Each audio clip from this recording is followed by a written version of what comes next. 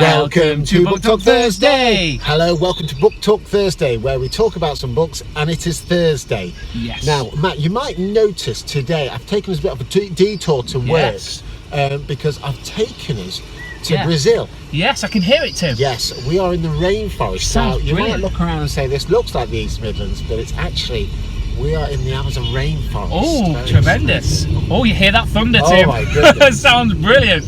But on a serious note, it is Book Talk Thursday. Yes. So we are having a look at Tom Sherrington's fabulous book, The Learning Rainforest. Rainforest Link. Yes, Rainforest Link. And great teaching in real classrooms. Now, I just want to publicly say thank you so much to Tom for over the last 5-6 years when I joined Twitter. He has helped reform and reshape the way I look at teaching and learning and the way I've developed my own teaching practice. And his blogs, if you don't already follow Tom on Twitter at Teacherhead, please do so, because his blogs are absolutely tremendous. They are really informative, and the way he actually writes, it's really refreshing, because he's been there, he's been at the chalk face for 30 years, and the book for me is absolutely tremendous. And what's really nice is at the beginning of the book we get to know Tom a little bit better, and then it's all about evidence-based practice, which is really informative. It's really manageable, that you can actually apply it in your own practice, and his analogy about the rainforest and building those conditions at the beginning of your teaching practice or of your school, and then building that knowledge up as a collective. And the way you do that, and this is the blueprint of doing that, and the analogy that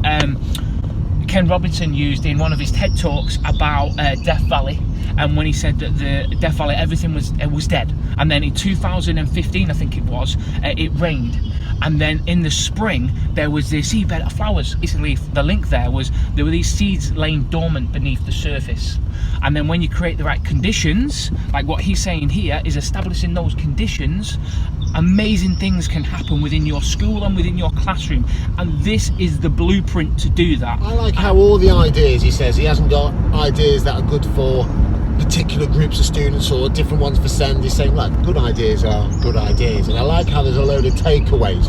We love a takeaway, Matt, and there's lots of takeaways from this book.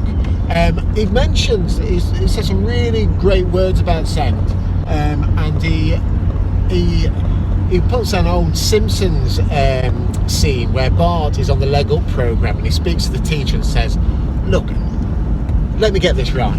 We're going to catch up with everybody by doing less work than them and going slower than they are.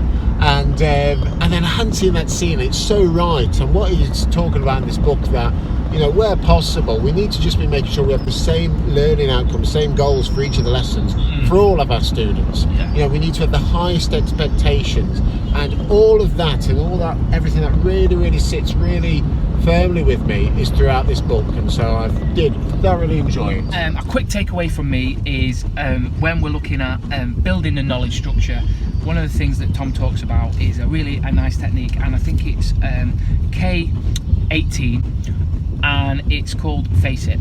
And this is a really simple exam technique for the students. I've used it with my students a couple of weeks ago, and they absolutely loved it. They loved the acronym, and it really helped them digest what they needed to do. So the first thing is obviously facts, and identifying the key facts that you need to know for that particular area. Then the second thing is applying it to the context. How does it actually relate to what we're learning?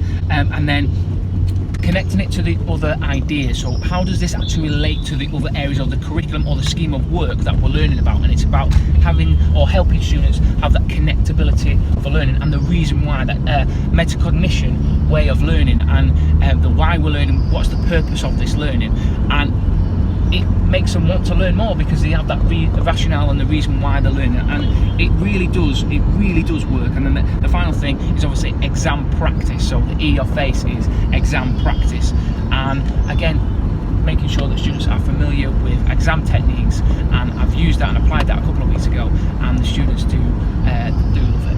So on behalf of Tim and I and all the teachers out there, we just want to say a massive thank you for what you're doing for the Ed Twitter community. It's phenomenal, and your blogs are inspirational, and for me personally, you have helped, like I said before, you've reformed my practice and the way I look at leadership as well, and I just want to say a massive thank you. So thank you so much. Take care. Have a great day, everybody. Fantastic day.